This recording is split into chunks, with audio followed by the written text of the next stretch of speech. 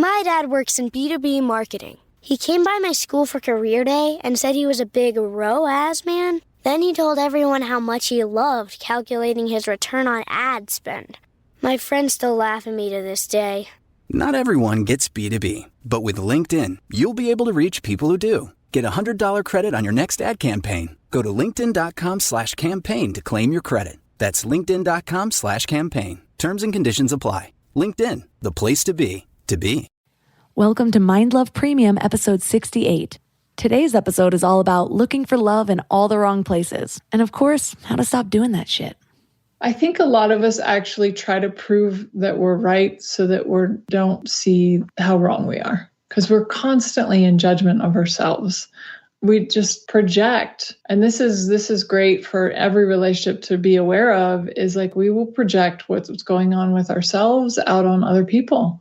So if you're judging yourself that you're not making money, let's say, we'll just use a general thing, then you'll probably be judging your partner that they're not making enough money. You'll project that out and be like, you're not making enough money. But if you actually look at it, it's actually you that you believe isn't making enough money right now.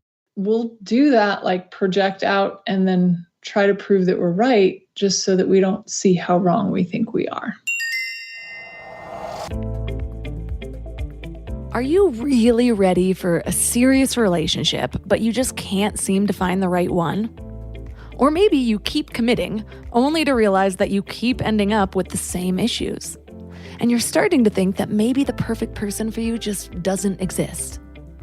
But maybe you're just looking for love in the wrong places. I look back at my dating history, and it is not necessarily a lineup I'm proud of. My catalog of men ranged from a rampant cheater to a guy who asked me out when I was drunk and I literally didn't know I had a boyfriend for 2.5 weeks, to a guy that liked looking in the mirror more than I did, to a guy that I dated because I liked his friends, and an actual felon who was secretly robbing houses after I went to sleep. I know, winners. I don't like a Bachelorette casting agent listening, but if so, I really think the spectrum of my exes would lead to the most dramatic season ever. So hit me up and I'll share my contacts. But yeah, my dating history was a little traumatic. But I also see those choices as experiences that my soul was seeking in order to know myself better. And yeah, I know that's definitely a perspective that's easier to come by in hindsight. If any of this sounds familiar, I know it's sort of relatable, but not super relatable because usually my experiences are just really extreme. But if some of it sounds familiar, don't be so hard on yourself. It is easy to choose the wrong types of people when you're choosing for the wrong reasons. And a lot of people are choosing for the wrong reasons. When I was younger, a relationship meant validation. Someone loves me enough to call me his. And I put up with the cheating because I saw it as a reflection of my worth. What does she have that I don't? A skinnier waist? Okay, I'll just eat less. Wait, he did it again? She likes football? I can like football. Wait, another one? Maybe if I just have a threesome with him, he'll be so excited he won't have the energy to look at someone else. Yeah, I did that. And in between the wounds was the drama. The big blow-up fights and the dramatic apologies where I was finally the center of attention. By the time I ended up with a literal criminal, I was so used to making excuses for people's bad behavior that it barely even fazed me anymore. I attracted people with issues like mine: addiction, dishonesty, self-sabotage. I was convinced that if I just loved him enough, he would do better or I could fix him. But really, I think that fixing him was just easier than fixing myself or facing my own issues.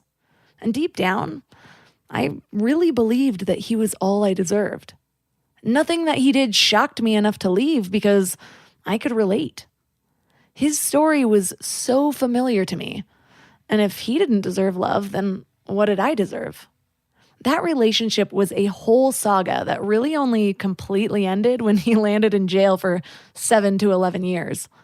My next relationship was much more normal, but so normal that it felt unsatisfying. I was addicted to the drama. If he wasn't begging for my love, how was I supposed to know that he really loved me? We turned out to be incompatible, but it was a good and semi-normal off-ramp from my usual type of guy. After that, I swore off men altogether to do some soul searching and to work on myself. What I learned was that it's impossible to pick the right person if you don't know yourself. It's very difficult to find someone who loves you for the right reasons if you don't love yourself. And if you don't know how to love yourself, you'll likely be looking for someone to tend to your wounds instead of your heart. I did end up finding my soulmate, but I really think that I had to find myself first. And to be clear, I am still finding myself. You don't have to have it all figured out. And by it, I kind of mean you. You don't have to have yourself all figured out. But it helps if you have some of yourself figured out, like clarity in what you want, in how you want to be treated, in what makes you feel good, what your non-negotiables are. When you find your own guiding star, so to speak, then you can find someone else who is at least headed in the same direction. So today we're going to talk about how to do all of that. And our guest is Venus Castleberg, the author of Here to Forever, Finally Free to Be Me, which has already earned itself a few bestseller spots on Amazon. But more importantly, Venus is on a mission to help others break free from the endless cycle for love, the kind that's based on hopes, dreams, and utopian ideals. So 3 key things we will learn are how your past can help you heal, how to let go of rightness in a relationship, and the 5 elements of intimacy. But before we get started, I want to invite you to wake up to the Morning Mind Love. Every weekday morning, you get a little inspiration to help you know yourself better. Think of it like a short note from your higher self. Plus, when you sign up, you get 2 free gifts, a 30-minute binaural meditation and 30 days of self-reflective journaling prompts to help you grow. And it's all completely free. So join over 9,000 people and go to mindlove.com to sign up. Before we go deep today, I want to give you a little gift, and I want to give it to you every single day. It's called the Morning Mind Love. I know how life can be. You're all fired up after an inspiring episode, and then a new day or a new challenge comes at you, and it's just hard to keep up that energy. Well, the Morning Mind Love is kind of like an oracle from your higher self to help you start each day with a positive focus. Plus, when you sign up, you get 2 free gifts, a 30-minute binaural meditation and 30 days of journaling prompts to help you remember who you truly are. And it's all completely free. So join over 9,000 people and go to mindlove.com to sign up or text the word morning to 33777. And now let's welcome Venus Castleberg to the show. Thank you. I'm so happy to be here. Your name is perfect for what you do in this world. But I'm curious, what led you to helping people who are trapped in relationship cycles or looking for love in all the wrong places? What guided you towards this profession? Well, I'd say a lot of doing the same in my life. I started seeking for relationships and like the one very young. I really think it had a lot to do with like Cinderella and Sleeping Beauty and all the fairy tales that I watched. I was like, oh, that's what life is all about. And then, of course, yes, my name was Venus, born with Venus. So I must have came in with that energy of like, it's going to be all about love. And I was born in Pisces even. So I was like, I had all of it. And yeah, I spent a lot of my life searching for the one, thinking that a relationship was going to make me feel whole and complete and perfect. And I finally realized that I was never going to find that outside of myself. And I had to find that within myself. And then when I really found it within myself, I realized there's a lot of us out there that have been always looking for somebody else to complete us. I mean, it's in most of the movies, that we watch. And yeah, I realized that maybe other people could benefit from the lessons that I learned just by living them out in my life. So what were the circumstances that led to those lessons? Like, where did you end up when you were looking for love in the wrong places? I can kind of tell you like probably the pivotal moment, but I know that a lot of times with relationships, you realize that they'll even say it. You'll hear people say you'll date the same person over and over again until you change something. So I started to notice a pattern. I was like, wow, I really am dating like a lot of men that are the same over and over again. They just look a little different, but same problems, same stuff. And then I was like, okay, so how do I change this cycle? And the biggest pivotal moment was probably the last relationship I had before this one. It was 5 years ago. And I was in an abusive relationship, and again, another pattern, but I also was very conscious of the fact that that's what was going on. So I was like, okay, how do I change this? And I started to take some tools, practices. There's Access Consciousness has a group of tools called the 5 Elements of Intimacy. I started to just practice those with myself, even while still being in this relationship. I wasn't ready to let go of the relationship, but I was like, I need to change something. I need to choose something different here. And I turned all of that external seeking and that external desire for love and went, oh, I'm the one I'm looking for. Like, I need to love me. I need to be grateful for me. I need to realize that I'm valuable with or without somebody in my life. And that was kind of where it shifted for me. I remember one of my biggest aha moments was realizing that the way I was treating myself in my life really just set the standards for the way I allowed myself to be treated by other people. And when I realized that, it kind of flipped everything on its head, because previously it was the relationship that I thought was going to make me feel worthy. It was the relationship I thought was going to make me feel love. And so I was trying to prove myself the whole time. I'm like, if I could lock this guy down, that means I'm lovable. You know what I mean? Yeah. And so it was like this desperate seeking without me realizing it. But what's tricky about it is that if you would have asked me during that time, I wouldn't have said like I didn't love myself or that I had low self-esteem. I didn't even see that about myself. I thought I was awesome. But at the time, I also had a debilitating eating disorder.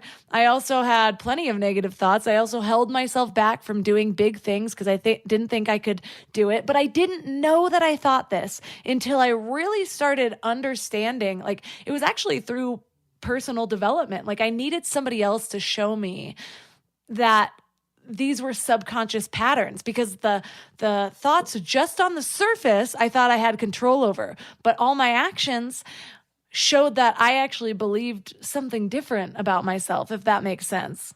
Yeah, absolutely. It's like not really even getting our own value and looking to other people to value us so that we can feel valued. Yeah. And then it's like, okay, so if I need this relationship to feel valuable or to feel worth, how I treat myself or what I believe about myself is setting the standards, then I'm going to find other people that don't think I'm very worthy or very valuable, you know, that I'm just sort of disposable, or they're not going to treat me right. Right. Well, it's how you view yourself is how other people will view you. It's like we go seeking in the world to validate our own points of view about ourselves. So we think something about ourselves and we're like, oh, I'm not worthy, or we'll even just use like, I'm ugly. You will inevitably attract the person that will go, you're kind of funny looking, or, you know, like, because you're looking for that validation of your beliefs about yourself. So you have even dealt with abuse in your past.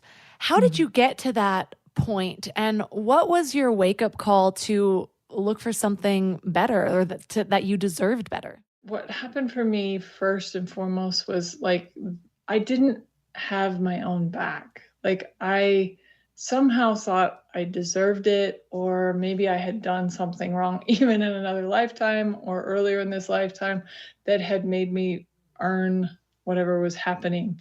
And when I really just said, okay, I'm just going to turn my focus inside. I'm just going to focus on me.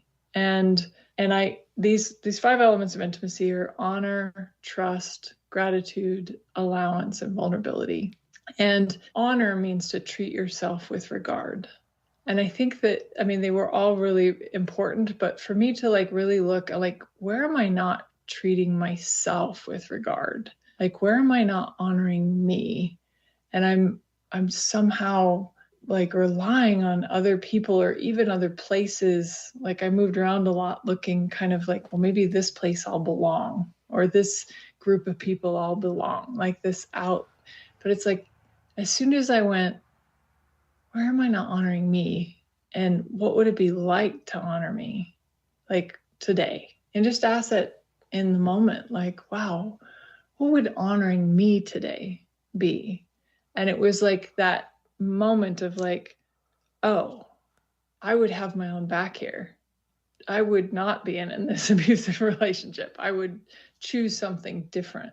And then I did. But it was like realizing that I could have my own back and still be an allowance of other people, not making other people wrong for their choices, but just being like, that's your choice. I don't have to live with it. I don't have to be a doormat. I can actually honor myself here and take care of myself. And that, like, having my own back was where I had the courage to leave and the courage to never create it again, because it was like, oh, I'm of value, but not because somebody else is telling me I'm of value, but because I believe I'm of value.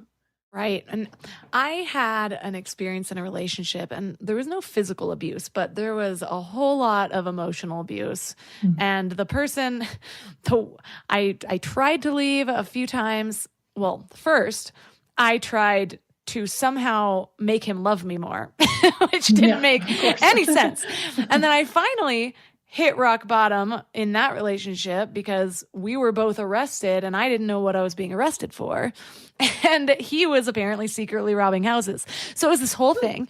And I moved away to get to LA.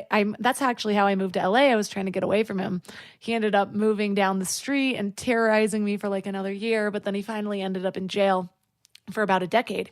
And I've thought back on that so often because, I mean, back in high school, I was straight A student, advanced placement classes, all this, and I had a lot going for me, and somehow I lost all of that, or I thought I did. I had buried it, and people would look at me like, how did you let it get that bad? And looking back, I feel like it was, if you would have shown me how bad it was going to get in the beginning, there's absolutely no way. But it was like one decision after the next, or letting one thing go, like, oh, okay, so he didn't come home last night, or, oh, okay, this. And then the next thing you know, he's cheating on me and he's got a gambling problem, all these things. And so for you, when people ask, like, how did you get there? What do you see about that now that you can look back at it in hindsight? Well, I think, and this is a common misconception, we often fall in love with somebody's potential. We don't necessarily see who they truly are. We're like, oh, this person has so much potential. They're a good person underneath. And we all really want to believe that, like that, oh, but we'll bring out the good in them. Well, maybe they're not the greatest, but because we're different, we're going to bring out something different in them. And I think that, that for me, that was definitely, I fell in love with a lot of men and their potential. And I wanted the best for them. And I wanted to believe that I could change them. So I think that's probably the first part, is like, we all want to like often change people, like think we can change them, think we can. I know that for me, I rather have a bad relationship than no relationship at all. I fell to prey to that a lot. So if I was in a bad relationship, I was like, well, at least I'm in a relationship. And I think that that's because society says somehow you're okay if you're in a relationship, but you're somehow weird if you're not. And so I just was like, okay, well, maybe this one will be different. And yeah, I've been in some, not very many physical, but I've been in a few of the emotional abuse. And I think too, you think somehow, or I was thinking that somehow I had done something, like maybe I was the one creating it, or I was the one that was wrong, because there's a way that people can play with words, and you feel like you're like, well, maybe I am creating this. Maybe this is my fault. So I was in it for a while because I was working on, well, if if I'm the creator of this, then what am I doing? And so I kept going back to like, what can I change? And where am I being mean? And so I was stuck. I had chosen to stay in it because I was in that pattern for a while. So a lot of contributing factors, but I think suffice it to say, you get into something somehow thinking that you can change it. And then when it doesn't change, you're like, oh, maybe it's just not working. Right. It's like I resonate with a couple of the things that you just said pretty deeply. The first one, it is true that it feels like society places importance on a relationship, or it's funny because now that I'm in a relationship and like happily married, I don't see that as much, but it's because it's not the pressure that's on me. But I can see it in some of my friends who are still trying to find that person. And a lot of them are like going back to exes and going back to things that they knew didn't work because, their clock is ticking or whatever. Mm-hmm. And it's interesting because it's that way with so many things. It's this validation from another person. If I'm by myself, no one is validating that I am wantable. If I'm with somebody, even if that person's kind of terrible, at least I'm wanted by somebody. It's like how people put social proof on their websites. Just purchased in Ohio. So it's like, just got laid on Saturday. Want me now? and then the other thing is falling in love with somebody's potential. And in that relationship I was speaking about, the weekend that I met him, his dad died. And my dad had died. And I had gone through this whole spiral where I felt like nobody understood. And so I was making poor life choices, which I was continuing to do in this relationship. But for me, I was like, I'm going to love you like nobody loved me when I was going through this. So do whatever you want, and I will show you that it is okay. And looking back, it's just so terrible. I was being a martyr for this person's trauma. And so when you're looking at somebody for their potential, how do you navigate the waters of like accepting somebody's imperfections? Because nobody's going to be perfect. Versus falling into that trap of falling in love with somebody's potential. One of the 5 elements of intimacy is actually allowance. And allowance is everything is just an interesting point of view, meaning that there is no judgment. Like allowance is letting everybody choose what they're going to choose and having no point of view about what they're choosing. But we all want to control what they're choosing. Like, oh, they need to choose something different, and don't get me wrong, it's a kind of, and I fell victim to this too. Like, I really thought that if I was in allowance, then that meant I needed to be a doormat. That is not what I mean. Allowance means going, okay, you're going to choose that. I'm going to choose this, choosing for me. Now, if they don't mix, then it's okay for us to go our separate ways. It's not trying to make things like oil and water mix. It's going, okay, so you want to choose alcoholism, for example. I can't live with an alcoholic, and that's not wrong. Neither one are wrong. It doesn't matter if you want to choose alcohol, but it doesn't work for me to live with it. So I had to be like choosing what was good, what was okay for them, and then what was best for me. And that, it takes the judgment out of it. It takes the you're wrong, I'm right. And that's where we get really wonky in this world, is like really trying to be right and make the other person wrong, instead of just going, that's just a choice. You can choose that, but I'm going to choose what's best for me. Does that make sense? It does.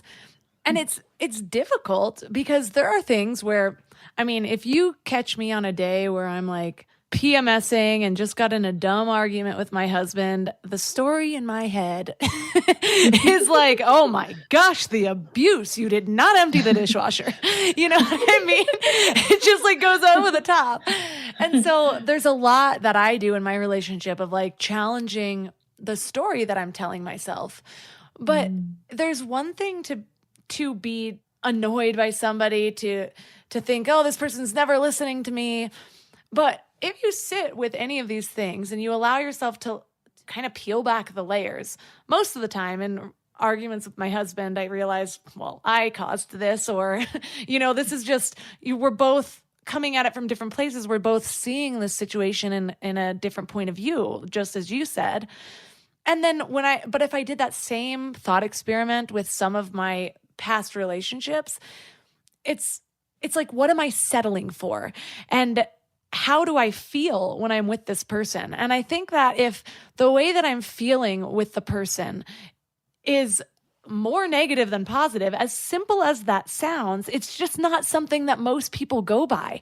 I know a lot of people who think a relationship is good because there's just a lot of feeling. There's really high highs and really low lows. And I'm like, I found my best relationships are when there's just like a whole lot of that in between. I just feel pretty comfortably good most of the time. Yeah, I would agree with that. I would agree. But I think that we're taught, even, God, I remember growing up and like how many relationships my mom was in and out of, and how I just thought that was the way it was supposed to be. You were supposed to be dramatic, and it was supposed to be, and my story, my book, it really talks about like, there was a lot of me like falling in love just to fall in love, and then getting out of love just to have the drama of getting out of it. Like the ups and downs is almost like I used that to prove that I was alive. like there's a pulse, but I agree with you. Now I much rather choose to have something that's comfortable, that's easy, most of the time, and doesn't have to have high highs and low lows. Yeah, I actually read something recently that said most people think that when they meet their soulmate, they're going to get like all these butterflies, and I think it was like a Buddhist saying or something that was like, no, when you meet your soulmate, you're going to feel like warmth and peace. And I don't know if that's true or not, but I do know that that's how I felt. It was kind of a combination of all of it, but there was a lot of peace. I felt so comfortable being me when I met my husband. And so we both went from like never thinking either of us were getting married to like getting married very quickly because everything was different in this one relationship. But I remember when I got out of that really bad relationship I told you about, and like you said, that it was the highs and the lows that made me feel alive in that. And so I got into a relationship afterwards, and it was probably my healthiest relationship at the time. We weren't really compatible overall, but he was a good person. And I would pick these little fights because if I wasn't feeling something really strong, it felt wrong. Like I didn't want it to fizzle out. I needed either my thoughts to be consumed by him or his thoughts to be consumed by me. And if it wasn't, I was worried I was going to lose it. Have you experienced that? Yes. Well, and I'm definitely not saying by any means I've arrived anywhere. I'm still a work in progress. And I was just recently with my current partner, I was noticing something similar. It wasn't like the really dramatic, but it was kind of creating this like stress about something. But like you said, it was just like suddenly I was like, wow, I'm just trying to create stress because it's like it's too comfortable. There's too much ease here. And that's not normal. And it's almost like we create these little things in our lives. I think we all still do this in every area, not just relationships, where we're trying to like fit in still to this reality in this society. And because that's what most people, where they function from. So it's almost like, well, if we want to fit in and be normal, then we have to kind of create some trauma and drama every once in a while. So you had mentioned this idea of letting go of rightness in your relationship. Can you elaborate on that a little bit? Being right, it's like, I think a lot of us actually try to prove that we're right so that we don't see how wrong we are, because we're constantly in judgment of ourselves. And then we just project. And this is great for every relationship to be aware of, is like we will project what's going on with ourselves out on other people. So if you're judging yourself that you're not making money, let's say, we'll just use a general thing, then you'll probably be judging your partner that they're not making enough money, because you'll project that out and be like, you're not making enough money. But if you actually look at it, it's actually you that you believe isn't making enough money right now. So that we'll do that, like project out and then try to prove that we're right, just so that we don't see how wrong we think we are. Ooh, yeah. I have so many stories about that. Back when I was dealing with an eating disorder, I used to always be looking at other people's bodies. And so it was a huge turning point for me when I realized the way that I'm judging other people is actually a direct reflection of the way I'm judging myself. And it's also been helpful for when I'm feeling judged or feeling criticized, instead of taking that to heart or adding any truth to it or believing what somebody else is saying about me, I just stop for a moment, I pause, and I kind of think, this is a reflection of their inner voice, of the way they treat themselves. And it gives me more empathy for the person instead of all of a sudden spiraling because do I have to believe what this person believes about me? And it's difficult to do. It took a lot of training to start to decipher that I was even doing that and to change my habits. And so in those moments when you realize that you're trying to be right, because I feel like it's one of those things that's going to pop up in almost all relationships all the time and be a constant work of art. How do you work through that? Like, what do you tell yourself to get out of that narrative that you're telling that's perpetuating this rightness, to soften it and adopt a different viewpoint? I actually do. I don't do it all the time. Like I said, I haven't arrived anywhere. I still have my moments where I blurt stuff out. And a lot of the time, before I even say something to my partner now, I will ask myself, am I trying to prove something here? Am I trying to be right? Or will this be a contribution? And if I get that I'm trying to prove something, I don't say it. So, and it's like you have to learn how to do something. You train a new muscle. It takes practice. I didn't wake up one day and then, and like I said, I still have moments where I'm like, oops, I didn't mean to say that. I was trying to be right or prove something there. Sorry. So it's just also just owning it in the moment. If I did kind of blurt something out and I was like, and I know that was what that energy was, because you can feel it, in your body actually has, when you're trying to prove something and be right, I'll speak for myself, but I'm pretty sure other people out there have this too. Like you'll get this like sort of adrenaline, like your heart will race, or you'll get anxious, or there'll be this raise in temperature. I would recommend, if you have any of those signs, if your body is telling you to just pause, stop, maybe even leave the room, go to the bathroom, take a breath, splash some water in your face, and just be like, okay, am I trying to be right here? Is it something I'm trying to prove? And then ask the question, is it relevant? Do I really have to have my voice heard in this moment? Is it going to create greater or create what I think it's going to create? Because you'll find most of the time it won't. So it's just stop, take a breath, and ask. I feel like we should do a mini course on that you have to pass in order to be allowed on social media.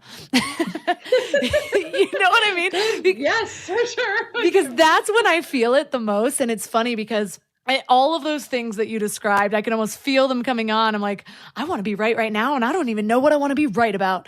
But like also my vision sort of narrows. And I learned this NLP practice a long time ago. Whenever I'm like that, so it can happen in an argument with your partner, when you're trying to prove something on social media, somehow trying to convince someone on Twitter of your point of view, which makes no sense, or like road rage. And you just put your arms out, like straight out to the sides, and bring your fingers forward and then like wiggle them just so you can see them in your peripheral vision. And just that, because when you're in that mode, you're so targeted, you're so hyper-focused on this one thing that the moment you just expand your vision to your periphery, it relaxes your whole body. And so I still do that sometimes when I'm like, okay, I've got to prove myself, or I got to prove this point. I'll be in the kitchen or whatever, like arguing with my husband. And then all of a sudden I'm like, have my arms out, wiggling my fingers. He's like, what are you doing? Do you want a hug? And either way, what he thinks I want versus what I'm doing, it all ends up pretty good. Right, totally. Oh, yeah, that's even better. All of a sudden I'm in a hug. I'm not mad anymore. Right. Great therapy right there. So when you got out of your last abusive relationship to the point that you found your next healthier relationship, what sort of work did you do in between that so that you can make sure that you weren't going to repeat the same cycles? So taking the 5 elements of intimacy, I actually practiced them for 6 months while I was still in the relationship, and then continued long after that relationship. But by the time I left the abusive relationship, I was happy with me.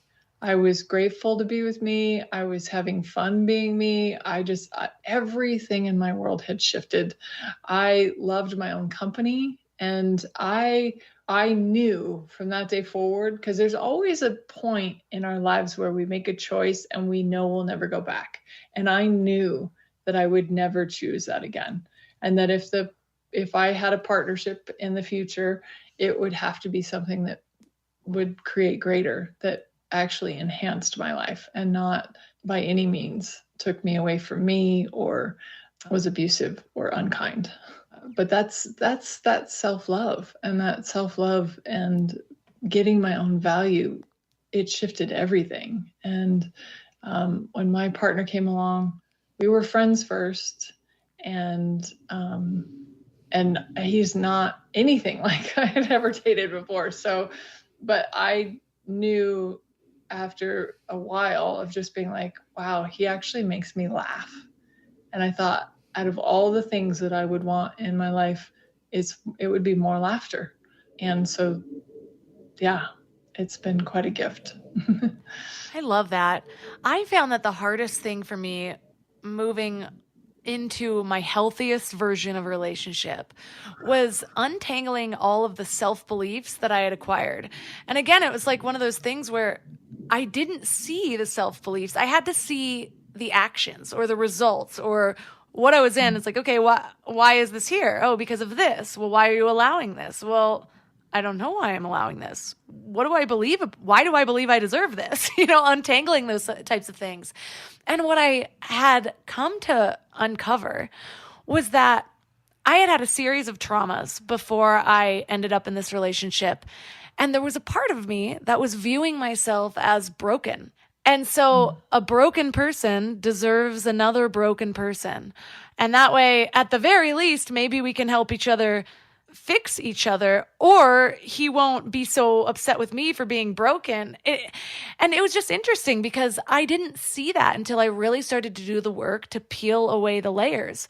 And there's even things that come up now where I just had a talk with one of my best friends, and she's an awesome person as well. And she just got pregnant, and she was sharing on Joe Rogan a couple weeks ago that there's like a part of her that is waiting for the other shoe to drop because she doesn't feel like she deserves this. And in that moment, I realized that I am that same way, even with a 9-month-old. It was actually only like 2 months ago that I started to really believe that this was my life. Whereas before I'm like, there's no way I deserve a baby this cute. And I didn't even see that I saw that. So how do you start to face some of those self-beliefs that you uncovered that maybe a relationship like that created?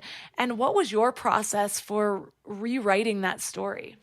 Well, I think we always will attract what we need to learn. So, like I said, I'm like you. I'm still a work in progress, but the lessons or the things that I'm learning have changed because I'm no longer in the like I need somebody to validate me or to know that I'm a good person.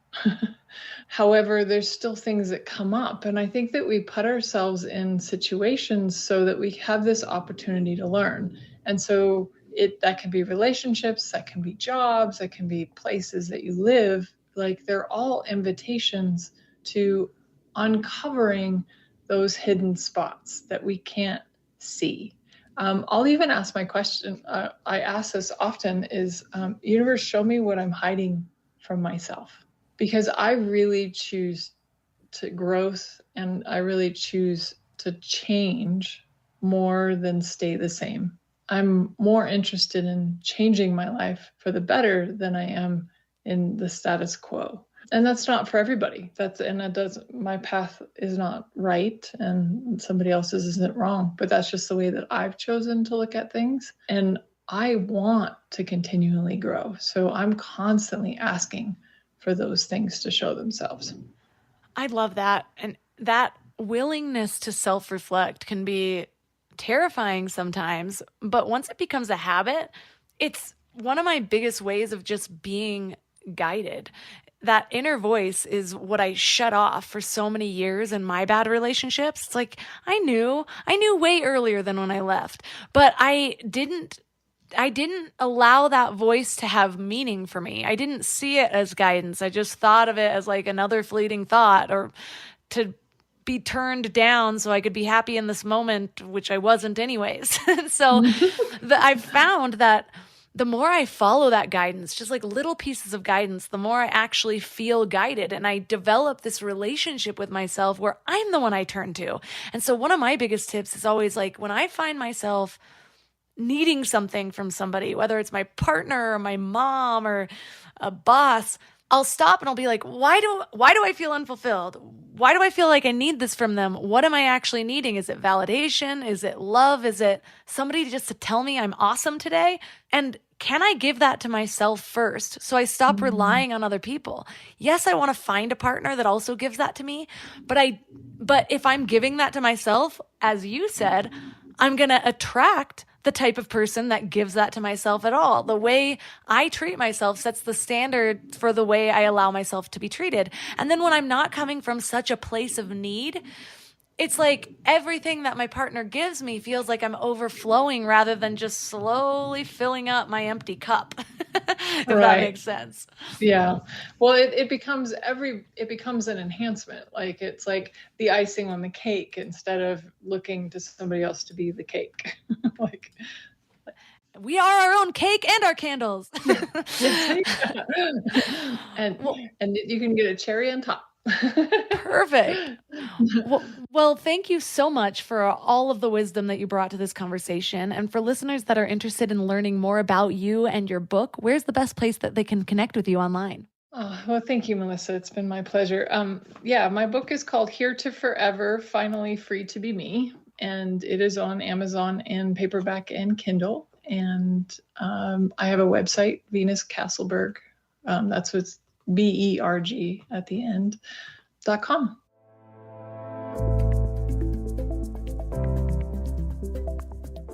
All the links for this episode will be at mindlove.com/X68. So your challenge for this week is to find some clarity in what you really want. This is always the first step, because often when we start to be clear on what we want, how we want to feel, what makes us feel that way, we start to see the error of our ways. We are emotionally driven people. So before that clarity, we just follow the emotions and we're like, oh my gosh, validation, that feels like love. Oh my gosh, gifts, that feels like love. Oh my gosh, this great big lie he's telling me feels like love.